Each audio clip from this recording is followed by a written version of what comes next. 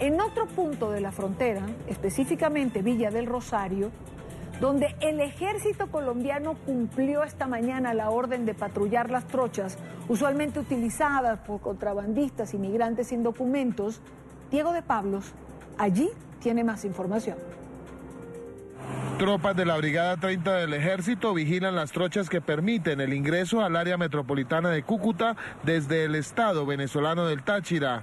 Hacen parte del aumento en seguridad anunciado por el gobierno colombiano. Nosotros debemos de tener más control sobre los inmigrantes que están pasando sobre este sector, los contrabandistas, y es un trabajo coordinado que vamos a hacer con la Policía Nacional. Más de 2.000 hombres entre soldados y policías están patrullando toda la línea fronteriza.